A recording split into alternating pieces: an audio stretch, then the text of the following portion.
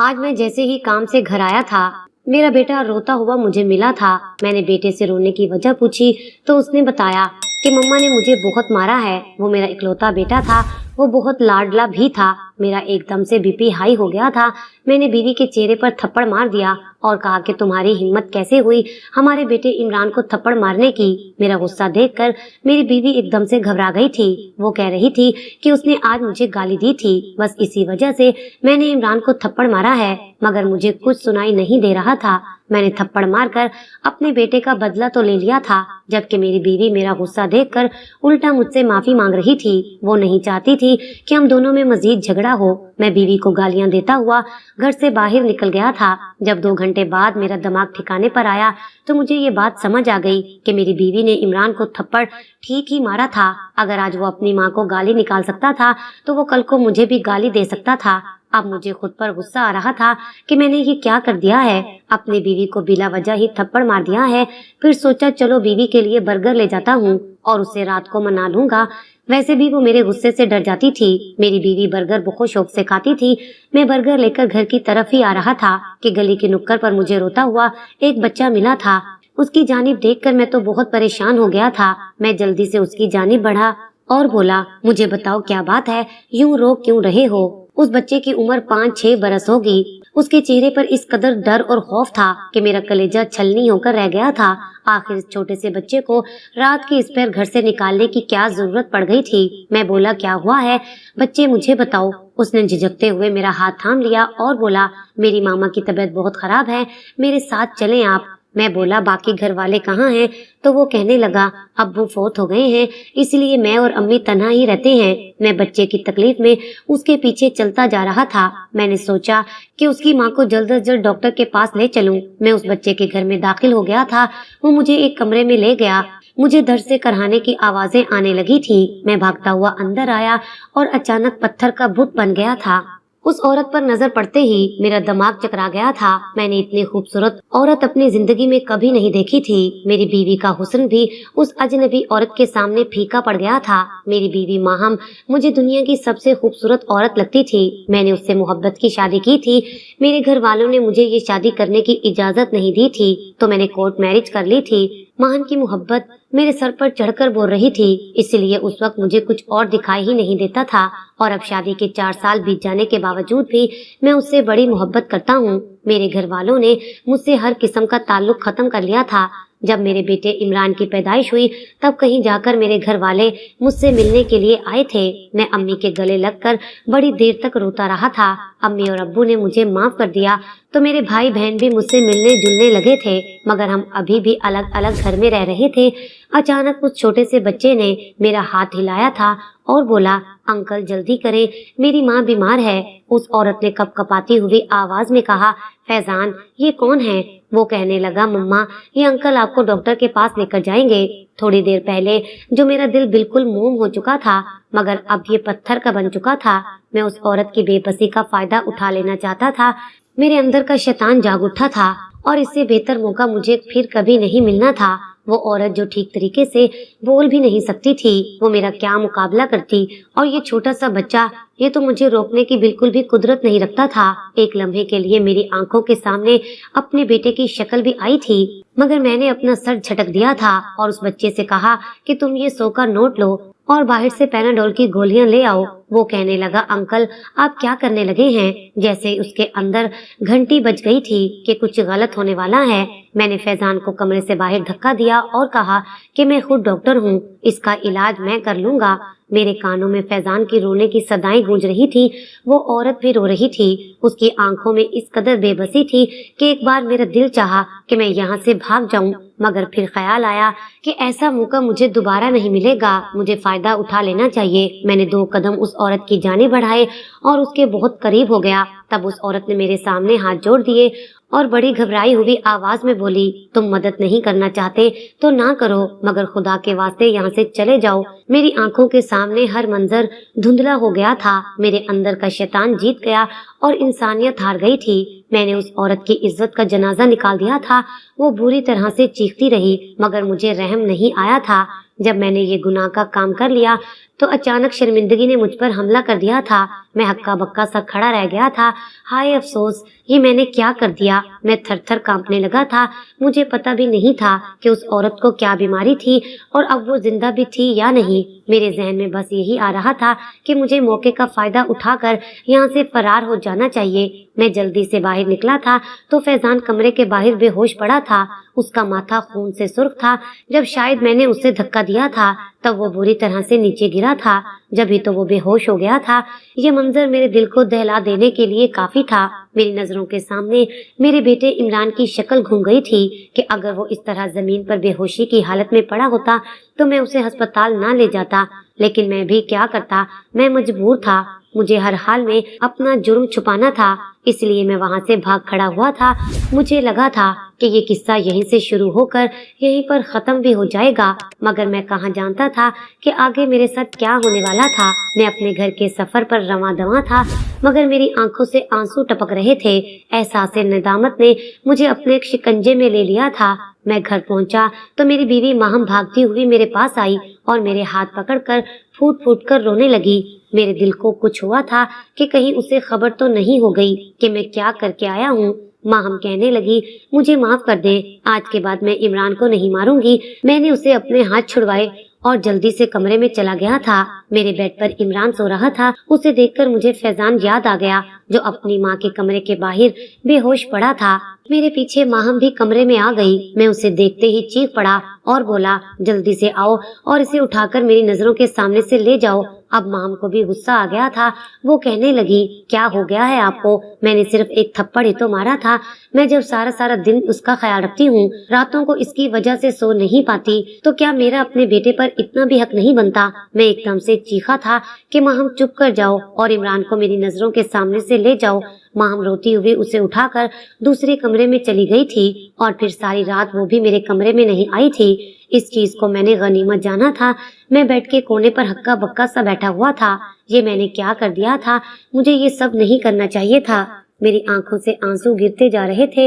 मुझे इल्म भी नहीं हुआ कि कैसे वो रात गुजर गई थी। सुबह जब मेरी बीवी कमरे में आई तो वो मेरी उजड़ी हुई हालत देखकर हैरान रह गई थी। उसने मेरे सामने हाथ जोड़ दिए और बोली कि अगर आपको मेरा इमरान को थप्पड़ मारना इतना ही बुरा लगा है तो मुझे माफ कर दे, मगर अपने साथ ऐसा मत करे। देखिए, एक रात में ही आपकी हालत क्या हो गई है। मैं उसका हाथ पकड़कर बोला, ठीक है, मैंने तुम्हें माफ किया। इतना कहकर मैं कमरे से बाहर आ गया था। मैं तो खुद इस काबिल नहीं था कि मुझे माफी मिल सकती। मेरी एक ही रात में जो हालत हो रही थी, वजह यही थी कि मेरे कंधों पर बहुत ज्यादा बोझ पड़ा हुआ था। मैं एहसास से निदामत से झुकता चला जा रहा था। अगर मैं यूं कहूँ कि मेरा दिल हर चीज से उचाट हो गया था तो भी गलत ना होगा। मेरा तो ऑफिस जाने को भी दिल नहीं कर रहा था, मगर मालूम था कि अगर घर में पड़ा रहूंगा तो माहम और इमरान मुझे बार बार तंग करेंगे, इसलिए मैं ऑफिस चला गया था। मेरा दिल नहीं लग रहा था, बार बार गलती पर गलती हो रही थी। दिल चाहता था कि कहीं दूर भाग जाऊं। मैं एक पढ़ा लिखा इंसान था। मेरा ताल्लुक बहुत अच्छे घराने से था। मैंने अपनी जिंदगी में कभी नहीं सोचा था कि मैं इस मरहले से गुजरूंगा। मुझे न जाने क्या हो गया था कि मैं अपना सब कुछ गवा बैठा था। खैर, जब मैं शाम में घर आया तो मेरी बीवी बन ठन कर मेरे सामने खड़ी थी। वो कहने लगी, आज हम बाहर से खाना खाएंगे। पहले भी ऐसा होता था, जब कभी मेरी और माहम की लड़ाई हो जाती तो मैं उसे बाहर खाना खिलाने के लिए लेकर जाया करता था और साथ में कोई अच्छा सा गिफ्ट भी दिलवा दिया करता था। मगर अब हालात कुछ और थे, इसलिए मैंने नफी में सर हिला दिया और बोला, माहम, मैं आज ऑफिस में ही खाना खा कर आया हूँ, तो मैं फिर किसी दिन ले चलूंगा। माहम ने नफी में सर हिला दिया और बोली, मैं तो आज ही आपके साथ जाऊंगी। मैं उसे साथ लेकर नहीं जा सकता था, क्योंकि ना तो मुझे भूख थी और ना ही मेरा दिल किसी चीज में लग रहा था। मैं आंखें बंद करके सो जाना चाहता था ताकि मैं हर किस्म की सोच से बरी हो जाता, मगर वो मेरे साथ जिद करने लगी थी। मैंने नफी में सर हिला दिया तो उसने मेरा हाथ पकड़कर मुझे खींचना शुरू कर दिया था। ये सब मेरी बर्दाश्त से बाहर था। मैंने गुस्से में आकर उसके मुंह पर एक जोरदार थप्पड़ मार दिया था। वो हक्का बक्का सी खड़ी मुझे देखती रह गई थी, जबकि मैं भी उसे खा जाने वाली निगाहों से देख रहा था। माम गुस्से से बोली, आपको हो क्या गया है? आपका दिमाग तो ठीक है, आप कैसी हरकतें कर रहे हैं? अगर मुझसे दिल भर गया है तो साफ साफ बता दे, तलाक देना चाहते हैं तो दे दे, मगर मेरे साथ ये सब ना करें। वो इतना कहकर मेरे सामने से चली गई। एक बार पहले भी माम ने मेरे सामने तलाक का नाम लिया था तो मैं उसके पाँव पड़ गया था। मैंने उससे कहा था कि आज के बाद तलाक का नाम भी मत लेना, क्योंकि मैं तुम्हारे बगैर नहीं रह सकता। और आज जब माम ने तलाक का जिक्र किया तो मुझे कुछ भी नहीं हुआ था। मुझे तो इस बात का सुकून हो गया था कि वो मेरी नजरों के सामने से चली गई थी। मेरी जिंदगी एक ही लम्हे में बिल्कुल बदल गई थी। मेरा बेटा इमरान मेरे पास आने लगता तो मैं उसे नजरअंदाज करके अपने कमरे में चला जाया करता था। माम ने भी मुझसे कमरा अलग कर लिया था। उसे यही तवक्का थी कि मैं उसे मनाऊंगा। जाहिर सी बात है, मैंने इतनी बड़ी गलती की थी। मैंने अपनी बीवी के मुंह पर 2 बार थप्पड़ मारा था, मगर मैं उसे मनाने के मूड में बिल्कुल भी नहीं था। यूं ही दिन गुजरते गए और मैं लाउंज में पड़े सोफे पर बैठा हुआ था जब इमरान आकर मेरी गोद में बैठ गया। मेरी नजरों के सामने एक बार फिर से फैजान की शक्ल आ गई थी। मैंने इमरान को उठाकर सोफे पर बिठा दिया और खुद उठकर चला गया था। अब तो ये रोज का ही मामूल बन गया था। मैं इमरान से भी प्यार नहीं कर पा रहा था। वो मेरे लिए तरसता रहता था, यहाँ तक कि उसे बुखार हो गया था। माँ मेरे सामने आकर कहने लगी कि अगर मुझसे बात नहीं करना चाहते तो ना करें, मगर अपने बेटे को इस तरह नजरअंदाज मत करें। देखिए, इसे बुखार हो गया है, वो भी आपकी वजह से। वो आपको मिस कर रहा है। एक ही घर में रहते हुए आप उससे दूर हो गए हैं। आ जाइए, उसको डॉक्टर के पास ले चलते हैं। तब मैंने गाड़ी की चाबी माहम को थमा दी थी और बोला, तुम ले जाओ इसे, मेरी खुद तबीयत ठीक नहीं है। मैं कैसे अपने बच्चे को अस्पताल लेकर जा सकता था, जबकि मैं एक यतीम बच्चे को दरवाजे पर बेहोशी की हालत में पड़ा हुआ छोड़कर आ गया था। माहम मुझे खा जाने वाली नजरों से देखती रह गई थी। वो कहने लगी, ये फकत मेरी औलाद नहीं है, आपकी भी औलाद है। अगर नहीं लेकर जाना चाहते तो ना लेकर जाएं, मैं भी नहीं लेकर जाऊंगी। मरता है तो मर जाए। माहम के अल्फाज सुनकर मेरा दिल कांप उठा था। मैंने जल्दी से उठकर माहम के हाथ से चाबी छीनी थी और अपने बेटे को गाड़ी में बिठाकर डॉक्टर के पास लेकर गया था। डॉक्टर ने भी यही वजह बताई थी कि बच्चा किसी की कमी महसूस कर रहा है, जबकि सच तो यही था कि इमरान मुझे ही मिस कर रहा था, मगर मैं उसे टाइम नहीं दे पा रहा था। मैं अपने बच्चे की दवा लेकर घर आ गया। माँ मुंह बनाकर बैठी थी। जाहिर सी बात है, उसे गुस्सा तो आना ही था। मैं उसे छोड़कर जो गया था, उस रात वाले वाक़ये को 2 हफ्ते गुजर चुके थे, मगर मेरी जिंदगी बिल्कुल वीरान सी होकर रह गई थी। वो माँ बेटा एक लम्हे के लिए भी मेरी आंखों के सामने से नहीं हटते थे। मुझे यही लगता था कि मैं बहुत जल्द पागल हो जाऊंगा। मुझे समझ ही नहीं आ रहा था कि मुझे क्या करना चाहिए। खैर, यूं ही कुछ दिन सोचते सोचते मजीद गुजर गए थे। मेरे घर में परेशानी ही परेशानी थी। बीवी हर वक्त उदास रहती थी, मुझसे छुप छुप कर रोती रहती थी, मगर मैं उसके आंसू फिर भी देख लेता था, जबकि मेरा बेटा भी हर वक्त मेरे साथ के लिए तरसता था। ऐसे में मेरा घर जहन्नुम बन गया था। मैं सोच विचार करने लगा था कि आखिर मुझे ऐसा क्या करना चाहिए कि सब कुछ ठीक हो जाए। मेरा दिमाग तो बिल्कुल सुन्न हो चुका था। मेरे जहन में कोई बात आती ही नहीं थी। इसलिए मैं अपने एक बहुत ही करीबी दोस्त के पास चला गया। वो हमेशा मेरे मुश्किल वक्त में काम आता था। उसने मुझे देखा तो वो कहने लगा, यार तुमने अपनी क्या हालत बना ली है।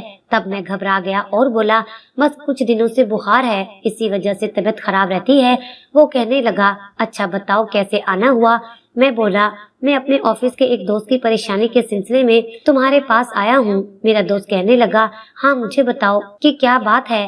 मैंने कहा, मेरे दोस्त से एक बहुत बड़ा गुनाह सरजर्द हो गया है। उसने एक बेबस औरत की इज्जत पामाल कर दी है और उसके बेटे को भी धक्का दिया था, जिसकी वजह से उसे चोट आ गई थी। अब मेरा दोस्त डिप्रेशन का शिकार हो चुका है।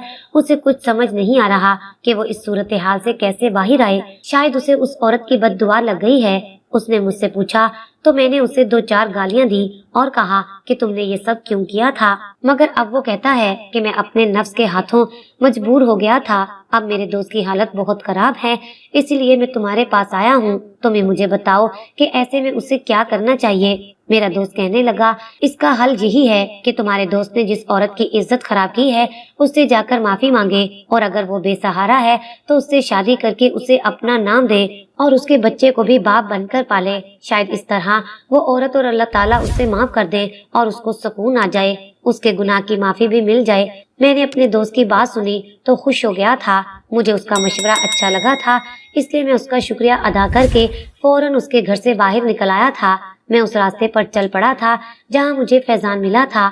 میں فیضان کے گھر کے پاس گیا تو اس کے گھر کے دروازے پر مجھے ایک بڑا سا تالا لگا ہوا نظر آیا تھا۔ میں حیران تھا کہ یہ لوگ آخر کہاں چلے گئے ہیں۔ میں نے راہگیر کو روک کر پوچھا کہ یہاں فیضان اور اس کی والدہ رہتے تھے، وہ اب کہاں گئے ہیں؟ اس راہگیر نے مجھے بڑی حیرت سے دیکھا اور کہا کہ آپ فیضان کے کیا لگتے ہیں؟ میں بولا میں اس کا رشتہ دار ہوں۔ وہ راہگیر کہنے لگا کمال ہے، آپ کس طرح کے رشتہ دار ہیں؟ جب ان دونوں ماں بیٹے کو آپ کی ضرورت تھی تب تو آپ ان کے پاس آئے نہیں تھے۔ فیضان کی ماں کے گردے خراب تھے، ان کی طبیعت اکثر خراب رہتی تھی۔ فیضان لوگوں سے مدد مانگتا پھر رہا تھا، ہم محلے والوں نے اس کی بہت مدد کی تھی، مگر چند دن پہلے ہی فیضان کی والدہ کی طبیعت بہت خراب ہو گئی تھی۔ صبح جب محلے کی عورتیں ان کے گھر گئیں تو یہ دیکھ کر حیران رہ گئی تھی کہ فیضان اپنی ماں کے کمرے کے دروازے میں مردہ پڑا تھا، جبکہ اس کی ماں بھی بے ہوش تھی۔ یہ خبر سن کر مجھے شدید چکر آیا تھا، میں گرنے ہی والا تھا۔ مجھے راہگیر نے سنبھال لیا تھا۔ وہ کہنے لگا حوصلہ کرے، ابھی تو آپ نے میری بات پوری نہیں سنی۔ دراصل ڈاکٹرز نے یہ بتایا ہے کہ فیضان کی موت سر کی چوٹ کی وجہ سے ہوئی ہے، یعنی جب وہ دروازے میں گرا تو اس کے سر پر گہری چوٹ آئی تھی جس سے اس کا انتقال ہو گیا تھا، اور جب فیضان کی ماں نے اپنے بیٹے کی موت کے بارے میں سنا تو وہ کومے میں چلی گئی تھی، اور پھر ایک ہفتے بعد اس کی ماں بھی فوت ہو گئی۔ اس کی بات سن کر میں وہاں سے چلا آیا تھا۔ میں گاڑی چلاتا جا رہا تھا اور ساتھ ہی ساتھ روتا جا رہا تھا۔ مجھ پر کپ کپی طاری ہو چکی تھی، بخار سے میرا برا حال ہو گیا تھا۔ میں نے نیند کی 2 گولیاں ایک ساتھ کھا لی اور سونے کے لیے لیٹ گیا۔ شاید میں 3 گھنٹے ہی سویا ہوں گا، مگر خواب میں بھی مجھے فیضان اور اس کی والدہ کی شکل نظر آتی رہی تھی۔ میں سکون سے سو بھی نہیں پایا تھا اور اٹھ بیٹھا تھا۔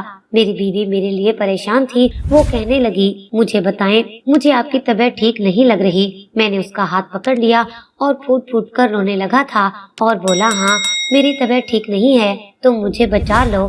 اس سے پہلے کہ میں اسے کچھ بتاتا، اچانک اسی وقت میرے بیٹے عمران کے چیخنے کی آواز سنائی دی تھی۔ میں بھاگ کر باہر نکلا تو یہ دیکھ کر حیران ہو گیا تھا کہ میرا بیٹا چھت پر گیا تھا اور چھت سے نیچے گر گیا تھا۔ اس کے سر پر بڑی چوٹ آئی تھی۔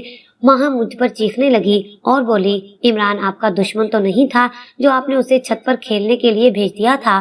میں نے ہی عمران کو چھت پر کھیلنے کے لیے بھیجا تھا اور اب میری بیوی مجھے کوس رہی تھی۔ میں نے عمران کو دیکھا تو وہ مر چکا تھا۔ یہ صدمہ میرے لیے بہت بڑا تھا۔ میری بیوی نے گریبان سے پکڑ لیا تھا اور میرے منہ پر تھپڑوں کی برسات کر دی تھی۔ وہ کہنے لگی آپ جیسا گھٹیا انسان میں نے آج تک اپنی زندگی میں نہیں دیکھا، آپ کی وجہ سے میرا بچہ چلا گیا ہے۔ ہم دونوں میں اتنا جھگڑا ہوا کہ میں نے ماہم کو طلاق دے کر گھر سے نکال دیا۔ بیٹے کو میں نے دفنا دیا تھا۔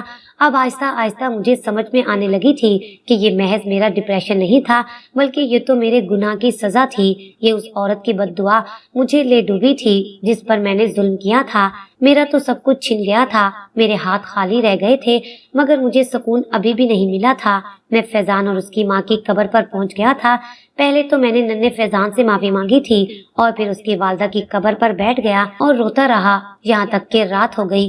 آدھی رات تک میں اس عورت سے معافی مانگتا رہا اور پھر میری آنکھ لگ گئی۔ میں نے خواب میں دیکھا تھا کہ وہ عورت سفید لباس پہنے ہجوم والی جگہ پر کھڑی تھی۔ اس نے مجھے گریبان سے پکڑ لیا تھا۔